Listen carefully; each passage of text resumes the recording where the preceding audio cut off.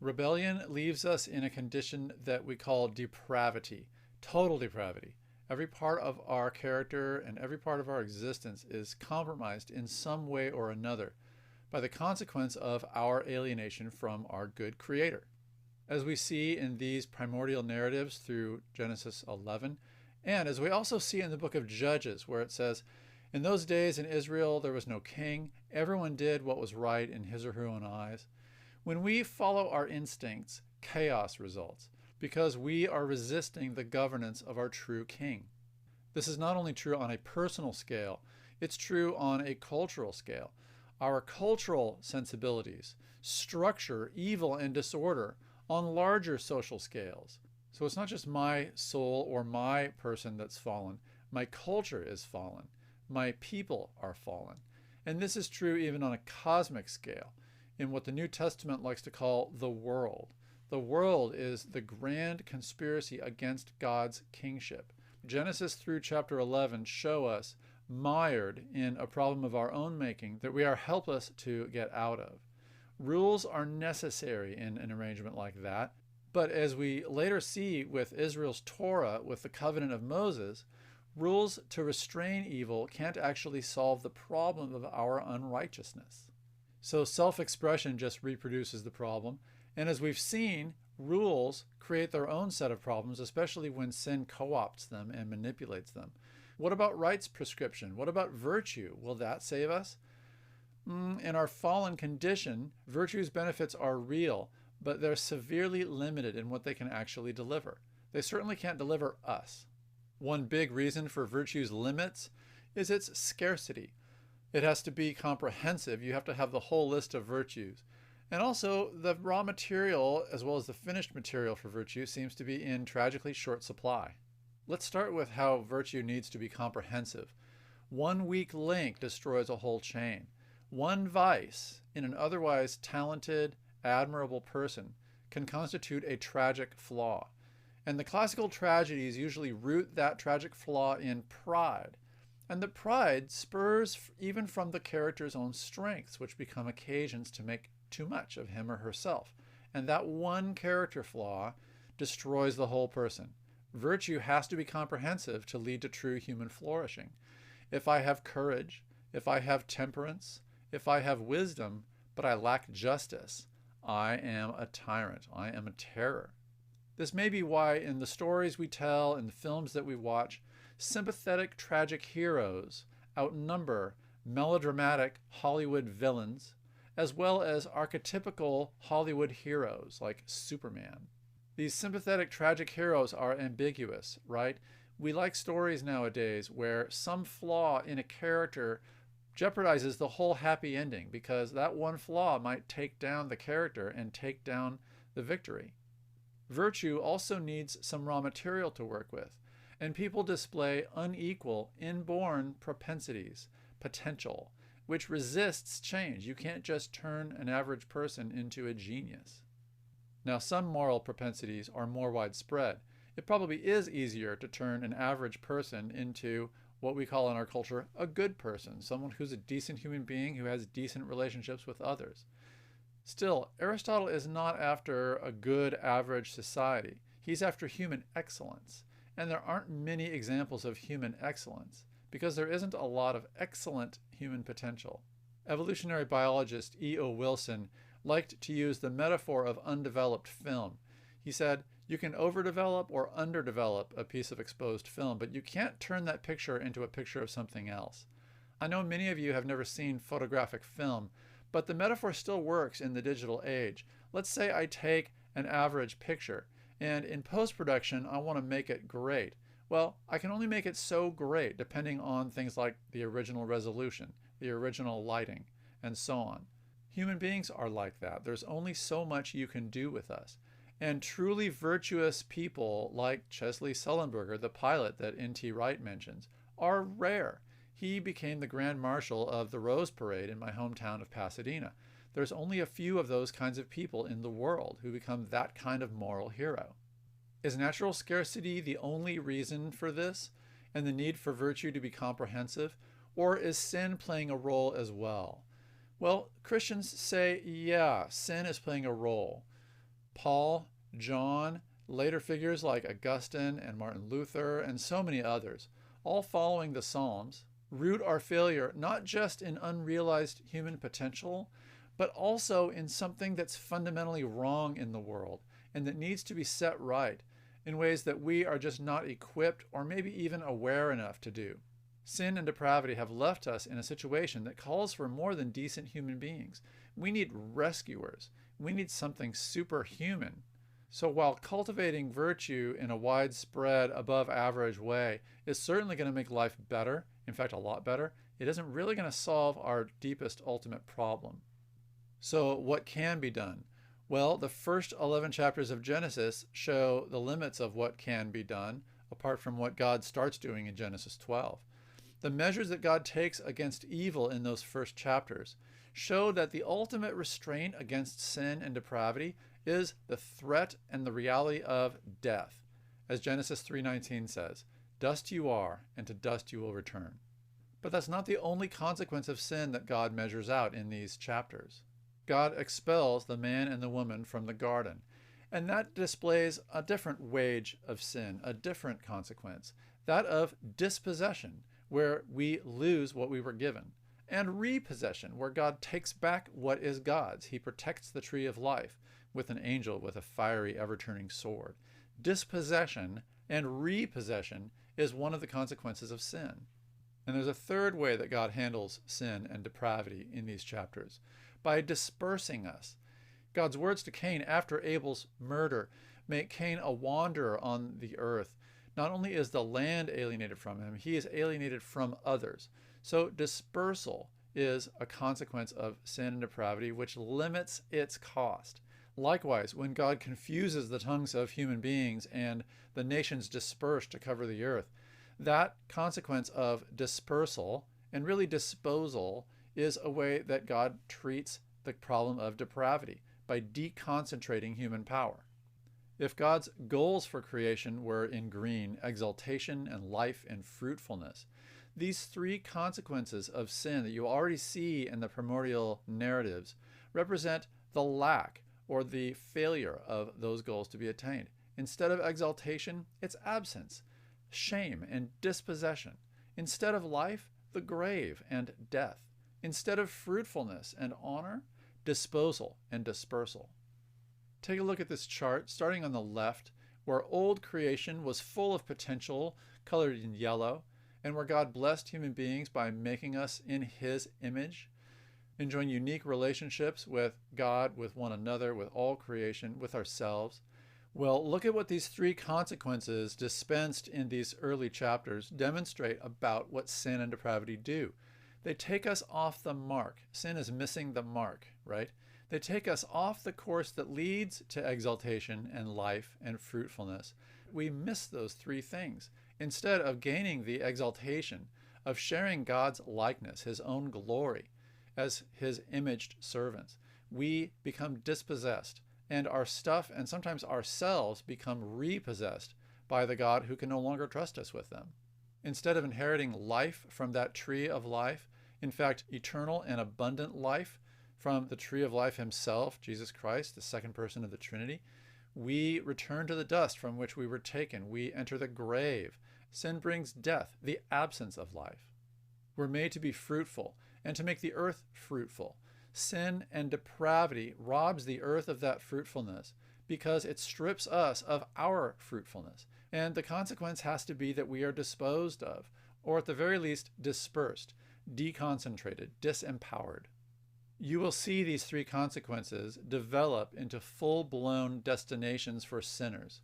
Harem and the lake of fire become the symbols of dispossession and repossession. The grave, Sheol in Hebrew, Hades in Greek, becomes the lair of the dead, where the dead go.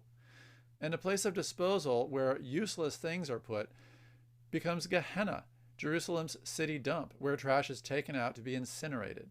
We tend to collapse those three images into hell into one place, and then we're puzzled by how outer darkness and an incinerator and a place of punishment can all hang together. Well, they don't, do they? Because while these three good things do hang together, exaltation and life and fruitfulness all describe our Lord and Savior, The absence of them doesn't hang together. Those three goals, life and exaltation and fruitfulness, those all hang together, personified in Jesus. Missing the mark doesn't mean we miss in the same direction. We sort of fall apart. Sin's trajectory is unraveling creation, undoing what God has done. So it makes sense that our various images for hell don't hang together. And it also makes sense that an ethic or a moral system can't put together the pieces of Humpty Dumpty again. They've fallen apart. Managing our sin and depravity is never going to do more than just keep us hobbling along. It's never going to get us to the goal that now is unreachable apart from God's action. God had a goal, that we transcend our beginnings and that we gain God's own likeness. And sin and depravity deprive God of that goal. After all, how can a fractured and unruly humanity image our one King, our one God, coherently? And we are fractured and unruly. Classical visions of goodness, Buddhist ones, Confucian ones, Jewish ones, Christian ones, Islamic ones, and more or less secular Western conservative visions as well as progressive visions all differ, with different diagnoses, different ends, different prescriptions, different means. They think differently in terms of our duties, our rules, our virtues and vices. For instance, Confucians value loyalty, whereas Westerns value impartiality. Those two things collide as systems of justice. Missionary Don Richardson wrote a book called Peace Child, which demonstrates how radically we can differ. In the tribe he was working with, he was telling the story of Jesus, and they came to Judas Iscariot. And the tribe squealed with delight as they heard about Judas Iscariot's betrayal of Jesus, because in that tribe, that kind of betrayal of a close confidant was actually seen as a virtue. And from the perspective of the successful Pharisees, Jesus' virtues were vices. He was eating and drinking with tax collectors and sinners. Paul was one of those Pharisees, and he came to regard the Torah keeping of his own earlier community as reflecting the passions of what he called the flesh, our own inner depraved, sinful desires. Even within a given ethical system, there can be unresolved and unresolvable tensions. Aristotle's practical wisdom and finding the mean between two vices struggles to negotiate the tensions successfully in a complicated world, even the world of his day, which was less complicated. You see the same features in the book of Proverbs, which gives contradictory advice, one verse after the other, because life is complicated enough that sometimes the right action is the opposite of what it would be in a different situation. The passage is in Proverbs 26, verses 4 and 5. Verse 4, "Answer not a fool according to his folly, lest you be like him yourself." Which means don't answer a stupid question. You'll just get dragged down into that person's own stupidity. And then in the very next verse, "Answer a fool according to his folly, lest he be wise in his own eyes." In other words, if you leave a stupid question unanswered, a fool is going to think it was a great question. So it's better just to deflate that person's folly. Well, these two statements contradict each other, but that's the point. The point is that there are tensions in the lives that we lead, and knowing when to do which is a matter of great and unusual judgment. And most people don't have that judgment. We need a more virtuous world than it seems like we can have. Other ethical visions require human faculties that we basically lack. Consequentialism judges the morality of an action by its outcomes, but we live in such a complicated world that often we can't know the consequences of our outcomes. If we had God's exhaustive foreknowledge, then we could tell whether something was going to end up well. If we were all wise like God, then we could judge truly and know what the right course is. Well, those are just not options for us. In situations like this, with conflicts across traditions and conflicts within traditions, it's tempting to take the shortcut of ethical egoism. Each of us will just mind his or her own business. It's also tempting to take the shortcut of cultural relativism. Each group will just mind its own business, and we won't pretend to know whether things are better or worse in those other groups. But those shortcuts leave the fundamental underlying problem unsolved. Sure, they deliver us from the consequences of persecution and oppression because of our differences, but they leave us scattered, at odds with one another, less productive than we need to be, and sometimes, often in fact, counterproductive, Certainly, we work against one another's goals and interests. And at the end of the day, mortal. They leave us in the grave. Well, what do we do? How should we cope with depravity? Aristotle has solutions, right? The Nicomachean Ethics is all about what to do in the situation we're in. But his solutions are largely workarounds around virtue's scarcity and its partiality. He recommends relationships that nurture virtue, and especially the true friendship that can happen among moral equals. Of course, that means that people with inadequate morals are befriending other people with inadequate morals. He recommends aristocracy to spread the benefits of still scarce virtue among people who can be well led. Those are great recommendations, and they do make things better, but they don't solve the problem. They just mitigate the problem. Classic American pragmatic solutions are also workarounds. Here in America, we tend to seek results through competition by means of market forces, economically, and politically separation of powers, which limits vice or even leverages vice. Private vice is public virtue, Adam Smith said. This is realistic, at least in the sense that it gets that after Babel, we are going to be competitors, whether we like it or not. We might as well find arrangements where the competition benefits us. But even where it succeeds, and it doesn't always succeed, sometimes our own success creates new problems. Vast wealth can create disparities in wealth, and the disparities can leave our elites out of touch from the lives of the rest. That's been happening for a while here in America. The situation kind of reminds me of when wealthy Egypt in the book of Exodus ended up enslaving and oppressing the Hebrews through whom they got rich in the first place because of Joseph's dream. Socialism pursues results as well, but it pursues them through collectivism, through regulation, through universal education, through egalitarianism. And these have had mixed results, sometimes quite ironic results, when instead of egalitarianism, you get a caste system with party insiders getting a lot of power, where regulations create inefficiencies and shortages and supply chain failures. But even where they succeed materially, they don't succeed spiritually because, again, they don't solve the underlying problem. They are a kind of Torah-like strategy of justification by law, which Paul says did not produce the righteousness that God wanted for God's people, let alone all the families of the earth. So these strategies to cope with depravity amount to fig leaves, like in Eden when the man and the woman hid from each other, or at best animal skins which God provided, which covered their need for the moment but didn't take care of their long-term need. At the individual level, people cope personally with depravity, their own depravity and other people's depravity, by relying on relationships, smaller scale ones, family, friends whom you can trust, voluntary associations of people who think somewhat alike, including churches and volunteer organizations. People also cope through relationships of group identity. We feel safer when we're with people like us. We feel more understood and better defended. At the individual level, people cope with depravity through moral training, school, athletics, the arts. People cope with depravity through diversion, by getting their minds off of the situation, with entertainment, with substances, intoxicating substances, with work. Work is a great distraction to get your mind off of things, by escaping to nature. Of course, this is not solving a problem, it's just escaping from it. Blaise Pascal said that distraction was one of the great dangers of his era, and it's even more of a danger today, because it keeps our mind off of the fact that we have a problem that needs addressing, even if we don't have the resources to solve it ourselves. See, if a way out from depravity and its consequences has approached, if one has been supplied beyond our own resources, our own faculties, then being too distracted or too withdrawn or too committed to our coping systems to notice it, let alone embrace it, we're going to stay stuck.